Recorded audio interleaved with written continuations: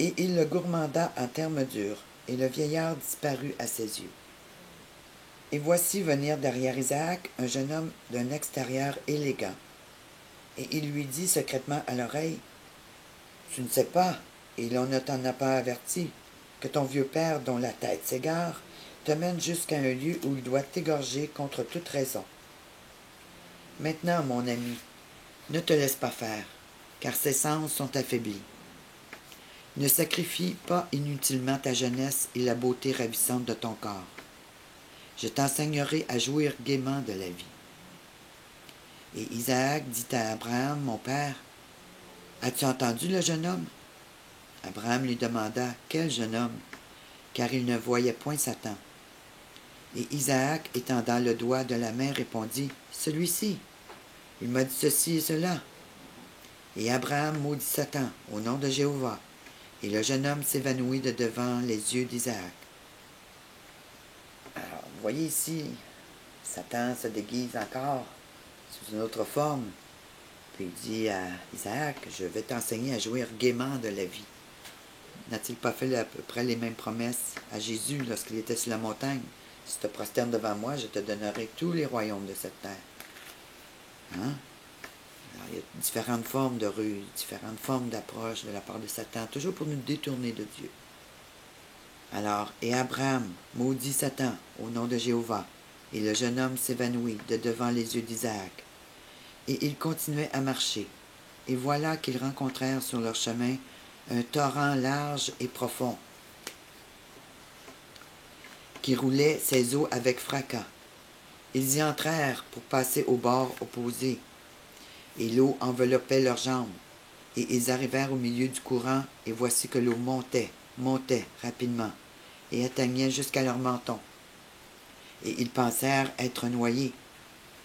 Alors Abraham, rappelant ses souvenirs, dit, « Je connais ce pays d'hier et d'avant-hier. Il n'a jamais coulé en ce lieu ni rivière ni torrent. C'est l'impie Satan qui s'est changé en eau pour arrêter nos pas. » Alors, on voit ici que Satan a même le pouvoir de se changer en éléments. Alors, ici, il s'est changé en eau pour arrêter les pas, pour pas que Abraham aille accomplir le sacrifice, accomplir la promesse qu'il avait faite à Dieu. Et il le gourmanda et lui cria, « Que Jéhovah te réprime, Satan. Laisse-nous, car nous voyageons pour faire la volonté de notre Dieu. » Alors une vapeur légère s'éleva en l'air, et l'endroit où posaient leurs pieds était, comme par le temps passé, de la terre sèche couverte de poussière.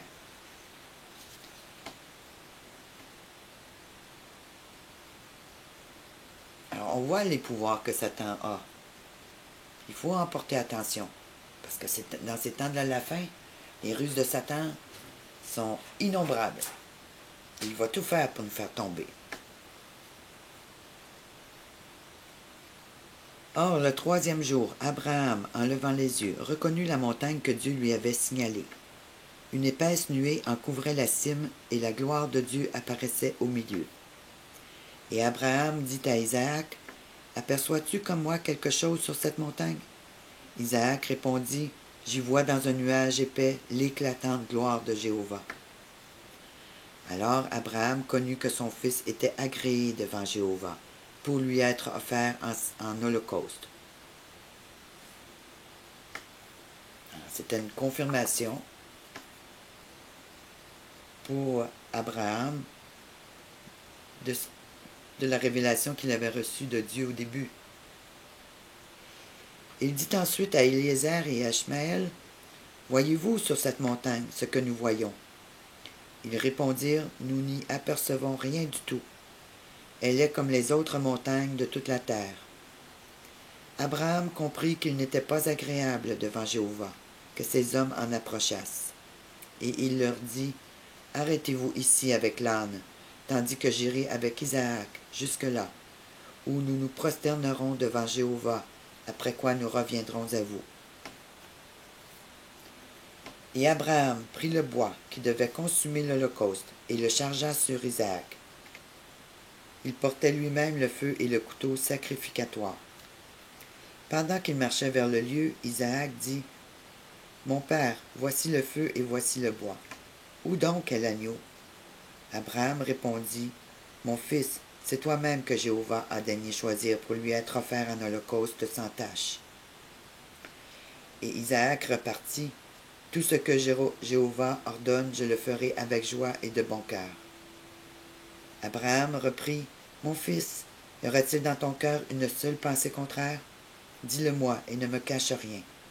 Et Isaac protesta, Vive Jéhovah, ô mon père, et vive ton âme, car il n'y a rien dans mon cœur qui décline à droite ou à gauche touchant la chose que Jéhovah t'a commandée, si ce n'est, béni soit Jéhovah qui a voulu de moi. Frères et sœurs, rappelez-vous ces paroles. La persécution arrive, et ces paroles pourraient être un baume sur votre cœur, et vous rappeler que c'est un honneur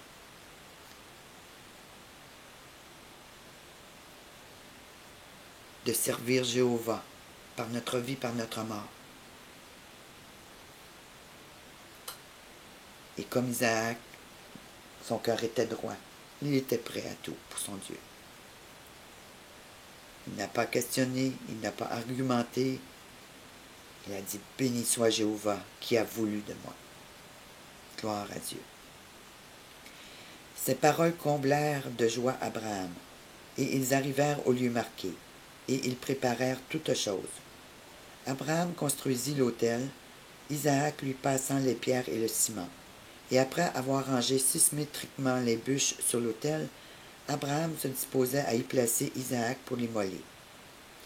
Celui-ci lui dit, « Mon père, étreins-moi en me liant, de peur qu'en sentant le fer dans ma chair, je ne m'agite et ne me débatte, et ne rende ainsi le sacrifice illégitime et invalide. Quand la victime sera consommée, tu recueilleras ce qui restera de mes cendres et tu les porteras à ma mère.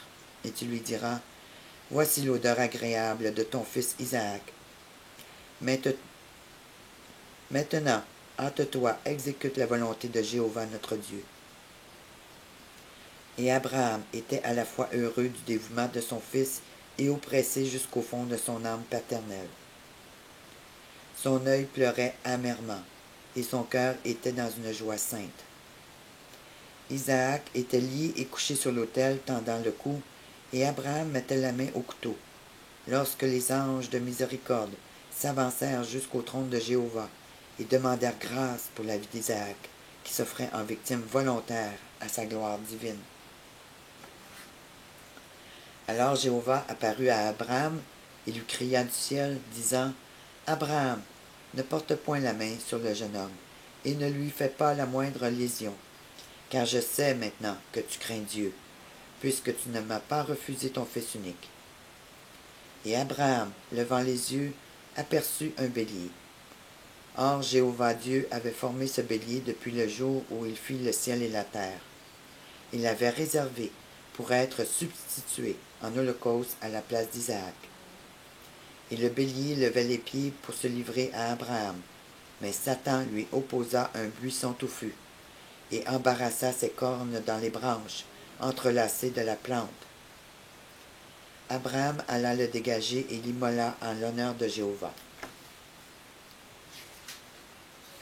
Il aspergea l'autel avec le sang de la victime en disant, « Ceci est en lieu et place de mon fils. » Et de même, à chacune des fonctions du sacrifice, il répétait, « Ceci en lieu et place de mon fils. » Jéhovah agréa le sacrifice d'Isaac dans le bélier, et il bénit en ce jour-là Abraham et toute sa postérité après lui. Cependant, on peut comprendre que Satan n'était pas content, hein? Cependant, Satan, sous la figure d'un vieillard à cheveux blancs et à l'air sérieux et composé, se présenta à Sarah et lui dit, « Je te plains, Sarah, tu ignores tout ce qu'Abraham a fait aujourd'hui à ton fils Isaac. Il l'a lié et immolé sur un autel sans pitié, sans arrêter le regard sur lui, malgré les pleurs et les cris de ton enfant chéri, et malgré sa résistance jusqu'à la fin. » Et il répéta une seconde fois les mêmes paroles de mensonge. Il s'en alla. Sarah pâlit, et un tremblement agita tous ses membres, et elle laissa tomber sa tête dans le giron d'une servante et demeura immobile comme une pierre. Elle éleva ensuite la voix et pleura avec grand bruit, et se laissait tomber par terre, et jetait de la poussière sur sa tête, et se répandait en lamentations. Et elle se leva avec ses servantes et ses serviteurs, et alla s'enquérir d'Isaac à la maison de Sem et d'Héber. Et elle interrogeait tous les passants, mais nul ne pouvait la renseigner. Elle était arrivée jusqu'à Kiriath-Arbé, qui est Hébron, et voici que le même vieillard se présenta de nouveau devant elle et lui dit, « L'information que je t'ai donnée n'est pas exacte. Ton fils est en vie. Abraham ne l'a pas égorgé. Et même, tous deux sont en marche pour venir te retrouver dans ta maison. » À ces paroles, elle éprouva une joie excessive, et la joie lui fit rendre l'âme. Et elle mourut et fut réunie à son peuple. Abraham, après avoir terminé toutes choses sur la montagne de Moria, revint avec Isaac auprès de ses serviteurs, et ils s'acheminèrent ensemble vers Bersabée, et arrivèrent dans leur maison. Et ils cherchèrent Sarah et ne la trouvèrent point. Et il leur fut dit, « Elle est allée jusqu'à Hébron pour vous chercher, ou s'informer où vous étiez allés, car on lui avait rapporté ceci et cela. » Abraham et Isaac, étant allés à Hébron, la trouvèrent décédée. Et ils élevèrent la voix, et pleurèrent beaucoup. Isaac se jeta sur la face de sa mère, et la baisait, et pleurait, et s'écriait, « Ma mère, pourquoi m'abandonnes-tu? » Alors voilà, un peu plus d'histoire vraie sur le sacrifice d'Abraham. Alors, prenez le temps, dans vos âmes et dans vos esprits, d'analyser tout ce qui s'est passé en ces jours-là, et que cela puisse réconforter votre cœur, et que vous puissiez voir que Satan est bien actif, et qu'il utilise toutes les ruses possibles pour détourner notre cœur, notre esprit de l'amour de Dieu, de notre obéissance envers Dieu. Gloire à son Seigneur. Bonne journée à tous.